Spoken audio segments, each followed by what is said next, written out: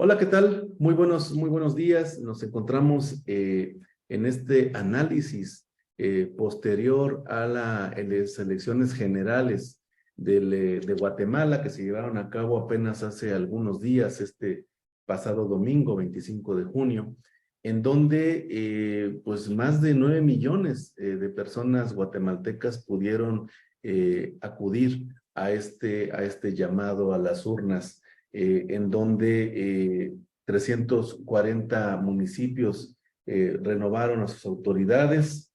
Hubieron también elecciones a las diputaciones, tanto de lista nacional como aquellas que tienen que ver como conseguir el voto directo con el electorado, así como diputaciones al Parlamento Centroamericano y la elección del binomio presidencial. En ese sentido, y para platicar respecto de los detalles, de las minucias de esta jornada electoral y de lo que englobó a lo que es el proceso electoral que aún no concluye, le hemos pedido, hemos tenido el contacto con el abogado Edgar Ortiz Romero, quien hoy se encuentra con nosotros en este foro de análisis. Edgar Ortiz es profesor universitario, es un abogado especialista en materia político y constitucional y es una de las personas más conocedoras en el ámbito del sistema electoral guatemalteco y por lo que para ello Transparencia Electoral le ha convocado a poder intercambiar algunas impresiones respecto del proceso electoral. Edgar, muy buenos días. Hola Luis, qué gusto saludarte. Bueno, pues vamos a iniciar de manera muy rápida platicando de lo que fue la jornada electoral, pero para poder platicar de la jornada electoral, yo te pediría que de manera breve, estimado Edgar, pudieses platicarnos de manera muy rápida cómo se compone el sistema electoral, cómo funciona el sistema electoral guatemalteco. Bueno, es una buena pregunta. Nosotros tenemos un sistema presidencial, somos un estado unitario y tenemos elecciones generales cada 4 años. Eso quiere decir que cada 4 años elegimos binomio presidencial, Congreso de la República, corporaciones municipales y diputados al Parlamento Centroamericano.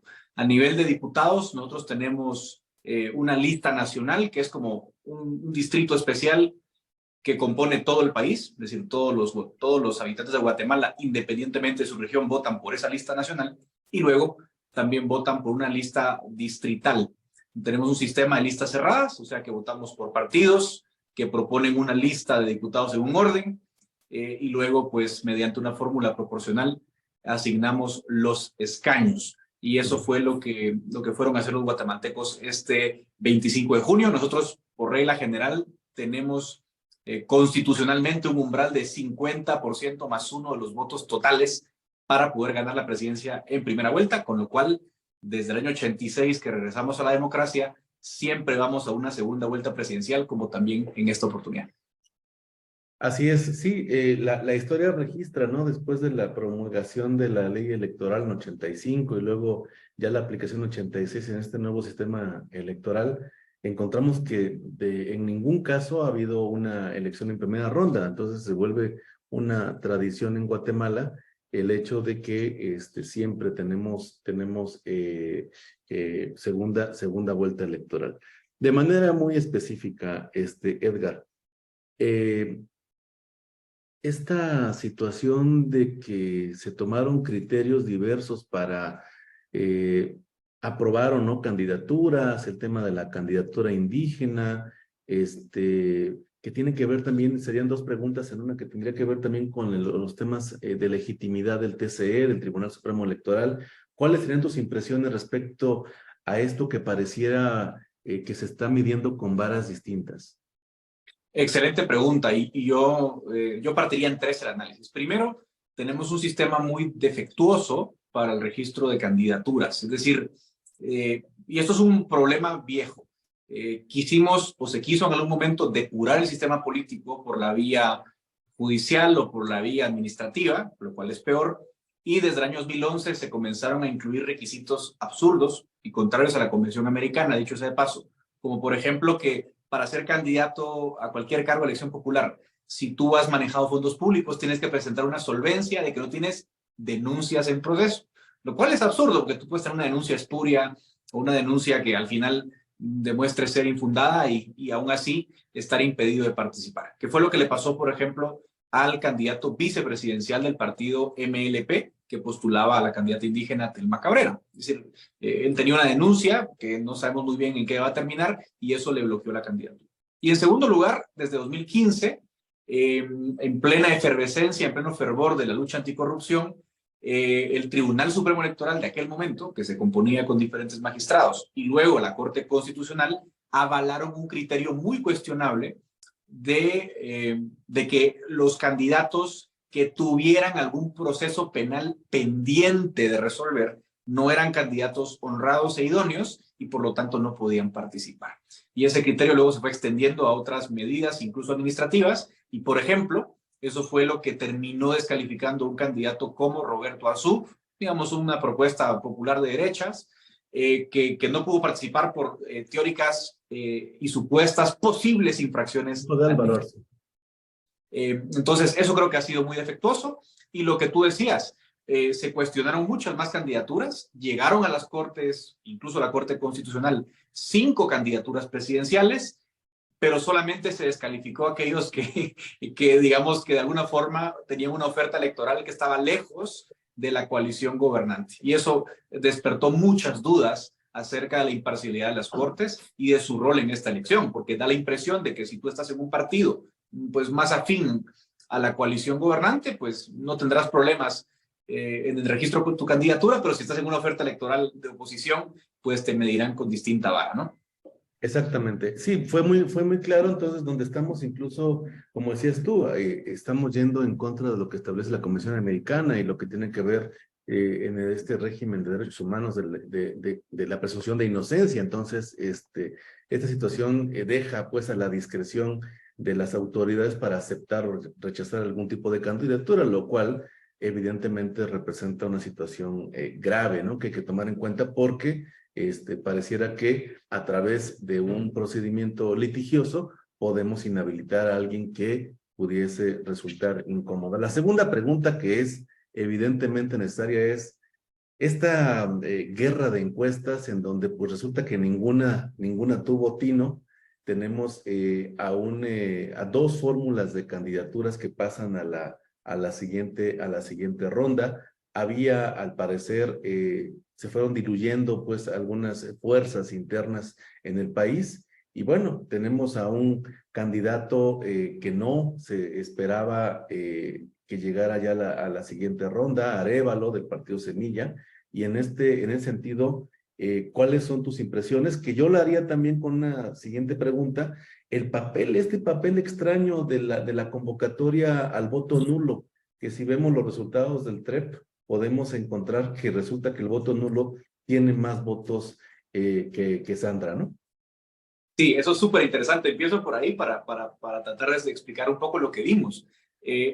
Imagínate que un mes antes de las elecciones, el 21 de mayo, bueno, 34 días antes de la elección, por un fallo judicial se descalificó a quien en ese momento encabezaba las encuestas, un señor llamado Carlos Pineda, un empresario que apareció haciendo campaña en redes sociales. Entonces, yo creo que eso le metió un ruido muy grande a la elección. No solo la salida de Pineda, la salida de Roberto Arzú, la salida de Telma Cabrera.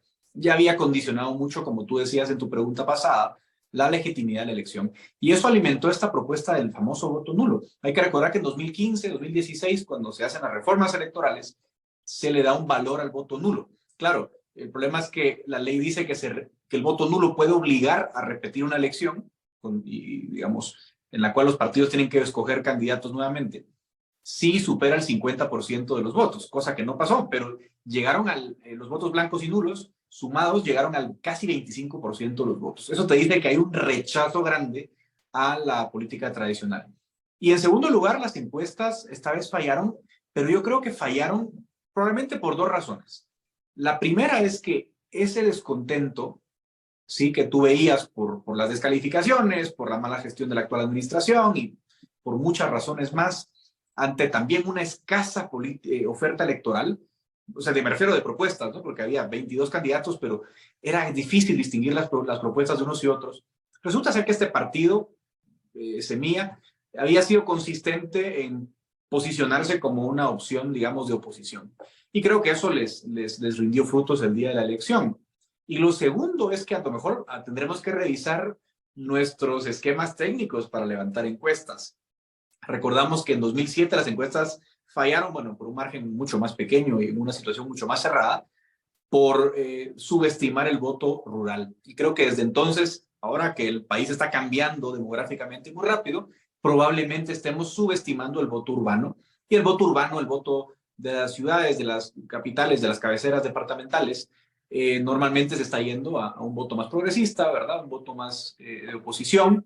Y creo que eso fue lo que las encuestas no lograron captar. Pero insisto, dentro de este clima de incertidumbre, de ilegitimidad por la salida de candidatos, de malestar con los partidos tradicionales, pues tampoco es tan raro, ¿no? Que la gente de pronto se haya volcado hacia una opción de oposición, ¿no? Exacto. Ahora, una pregunta también importante derivado del informe 2019 de la OEA, donde hace pues observaciones severas respecto a la situación que guardó el sistema informático, los retos, las cuestiones penales a las cuales se enfrentaron el director de informática del Tribunal Supremo Electoral. Sin embargo, hoy, en 2023, por lo que vemos, el sistema funcionó y funcionó bien, ¿no?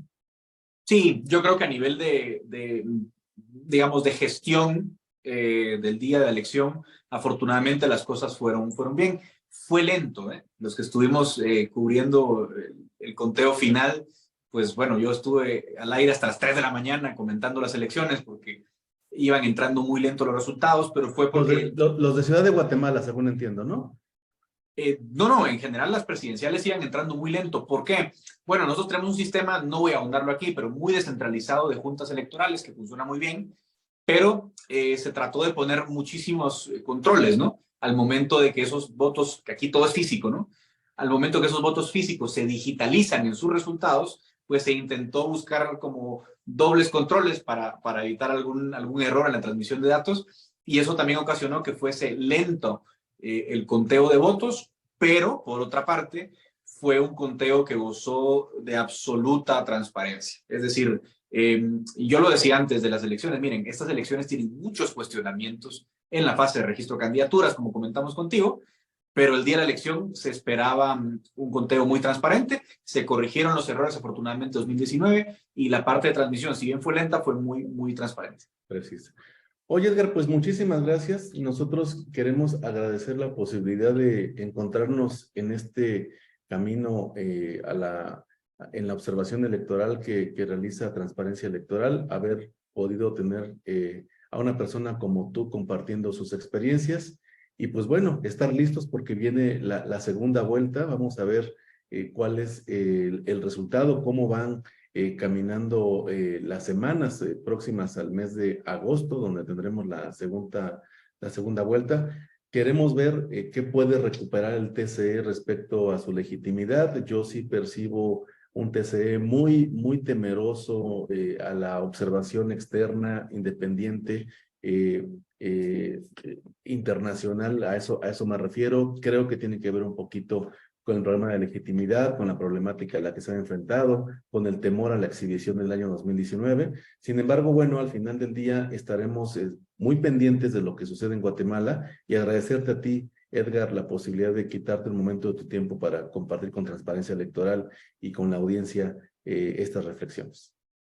No, gracias a ti, Luis, por la invitación y siempre agradezco la gran tarea que hacen en Transparencia Electoral. Nos veremos pronto, seguramente.